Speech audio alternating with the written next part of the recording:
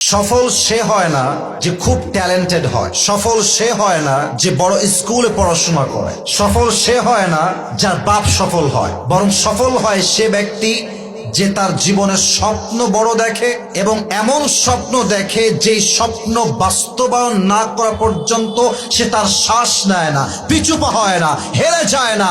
সে মানুষটাই সফল হতে পারে, ঠিক কিনা বলেন? মানুষ তার খারাপ অবস্থায় হেরে যায় না, মানুষ তার শূন্য অবস্থায় হেরে যায় না। মানুষ হারে তখন যখন সে গিভ আপ করে ফেলে। যতক্ষণ পর্যন্ত মানুষ বলে যে আমি পারবো, আমার শক্তি আছে, আই ক্যান ডু ইট, এটা আমার বিলিভ আছে, যতক্ষণ পর্যন্ত বিশ্বাস সঙ্গে আছে, মানুষকে হারিয়ে দেওয়ার মতো শক্তি এই পৃথিবীতে জন্ম নেয় নাই যুবক ভাইরা, ঠিক কিনা বলো? অনেকে বলে যে গ্রামের ছেলে খ্যাত, এই না সেই না, বোঝে না। আরে বেটা, পুরো পৃথিবীর যত ইতিহাস মানুষ কায়েম করেছে তার ৮০ ভাগ ইতিহাস গঠন করেছে গ্রামের সন্তানেরা। আর আপনারা যারা আমার ওয়াজ আগের থেকেই শুনেন, আমার একটা ওয়াজ আমি বলেছিলাম যে মধ্যবিত্ত পরিবারের সন্তান মানেই হচ্ছে একটা ব্র্যান্ড।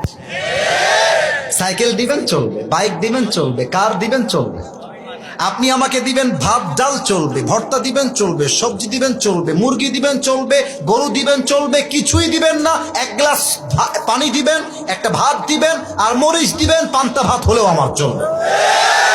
কারণ আমি বড়লোক ঘরে খেয়ে পড়ে দাপুস দুপুস খাওয়া বড়লোক হওয়া ব্রয়লার মুরগি না।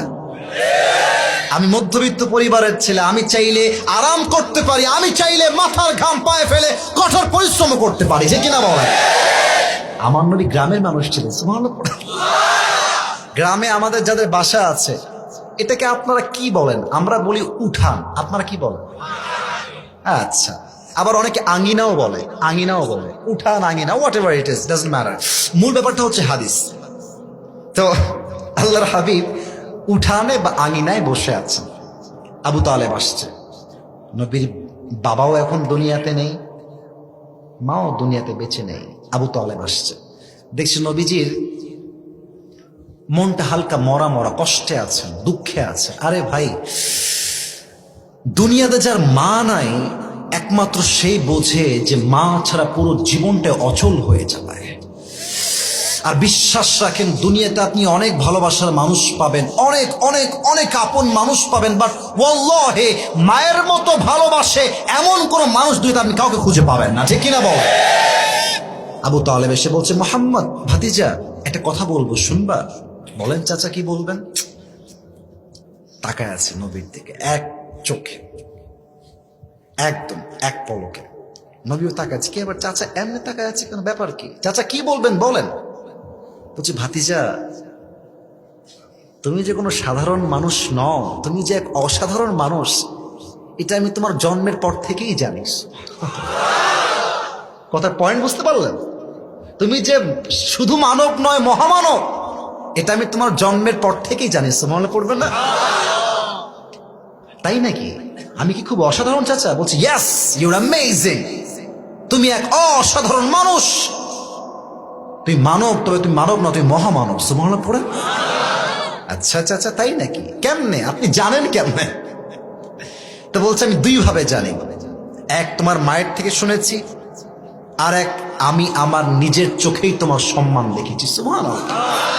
আচ্ছা চাচা, মায়ের থেকে কি শুনেছেন চাচা? বলছে, মুহাম্মদ, তোমার মা আমাকে বলেছে যে একজন বাচ্চা যখন মায়ের গর্ভে আসে 10 মাস 10 দিন যাবত মা খানা খাইতে পারে না, ঘুমাইতে পারে না, চলতে পারে না, উঠতে পারে না, ভালো করে ঘুমাইতে পারে না। কিন্তু মুহাম্মদ, যখন থেকে তুমি তোমার মায়ের গর্ভে আসছো, তখন থেকে নিয়ে ডেলিভারি পর্যন্ত তোমার মা তার গর্ভে একটা মুহূর্তের জন্য কোনো ব্যথা অনুভব করে নাই। আচ্ছা চাচা, আর কি শুনেছেন? বলেছিলাম, কুয়ার থেকে পানি তুলতে এক লাগে রশি, আর এক লাগে। তুমি যখন তোমার মায়ের গর্ভে ছিলে, তোমার মা কুয়ার থেকে পানি তুলতে বালতি আর রশি নিয়ে আসছে। জাস্ট কুয়ার কাছে যখন আসছে, অন্যদিন বালতি ফেলতে হয় রশি লাগাই দিয়ে। বাট যখন তুমি তোমার মায়ের গর্ভে আছো মুহাম্মদ, রশিও লাগে নাই, বালতি ফেলতেও হয় নাই, বরং কুয়ার পানি নিচের দিক থেকে অটোমেটিক্যালি উপরের দিকে উঠে চলে আসছে। আচ্ছা আচ্ছা আচ্ছা, আর কি শুনেছেন বলেন, আর কি শুনেছেন? বলছে মুহাম্মদ, যখন তুমি তোমার মায়ের গর্ভে ছিলে, তোমার মা বাহিরে বের হয়েছে, বাহিরে প্রচন্ড রোদের তাপ, প্রখর রোদ। যখন তোমার মা বাহিরে বের হয়েছে, রোদের সমস্ত তাপ দূর হয়ে গিয়েছে, একটা মেঘ এসে তোমার মায়ের মাথার উপর দাঁড়িয়ে ছায়া দেওয়া শুরু করে দিয়েছে। সব হাদিস বলতে পারবো না, লাস্ট একটা হাদিস বলতেছি। নবীজি জাস্ট জন্ম নিয়েছেন, জন্মের কিছুদিন পর, আমার 2 হাত কি দেখা যায় মোটামুটি? এই বাচ্চা আমরা এমনে কোলে নেই না মাঝে মাঝে, এই যে এমনে, মানে একটু হাতটা ফাঁকা করে আমরা বাচ্চা কোলে নেই। আমার ছোট্ট বোন যখন হয়েছিল, আমি এভাবে কোলে নিয়ে আজান দিয়েছিলাম। আল্লাহ আমার বোনকে নেক হায়াত দান করুন, পড়েন সবাই আমিন। আপনার কি আমার ছোট্ট বোন একটা আছে বুশরা, দেখছেন কেউ কেউ? আচ্ছা, দেখেছি না অনেকে। তো নবীজি মায়ের কোলে আছেন, মা নবীজিকে দেখতেছেন, বাচ্চা it's just like a new born baby, একদম নবজাতক শিশু, নবজাতক শিশু। তাকিয়ে বলছে হালিমাতুস সাদাকে, মানে অ্যাড্রেস করে বলছে, হালিমাতুস সাদিয়া শোনো, আমি তো জীবনে অনেক বাচ্চা দেখেছি, কিন্তু আমার বাচ্চা মুহাম্মদের মতো এত সুন্দর বাচ্চা আমি জীবনেও দেখি নাই। হালিমাতুস সাদিয়া বলছে, আপনি আর কি দেখেছেন? আপনি থাকেন এই এলাকায়, আপনি কোথাও যান না, বাট আমাকে দেখেন, আমি মন্ত্রীর সন্তানকে দুধ পান করাই, আমি নেতার সন্তানকে দুধ পান করাই, আমি দেশে দেশে যাই, সফর করি, সমস্ত নেতা মন্ত্রী প্রধানমন্ত্রী বাচ্চাদেরকে আমি দুধ পান করাই। আমি হাজার হাজার লাখো লাখো শিশু আমার 2 চোখ দিয়ে দেখেছি, বাট মুহাম্মদের মতো এত ফুটফুটে সুন্দর বাচ্চা আমি জীবনেও দেখি নাই। এবার আব্দুল মুত্তালেব আসছে, এসে বলছে, তোমরা বেডি মানুষ, তোমরা আর কি দেখেছো? তোমরা তো মহিলা, তোমরা কি দেখেছো জীবনে? আমার থেকে শোনো।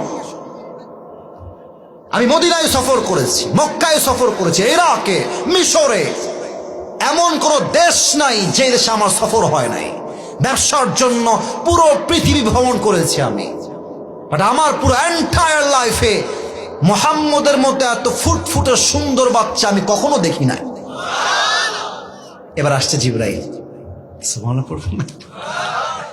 জিবরাইল বলছে, আপনারা আর কি দেখেছেন?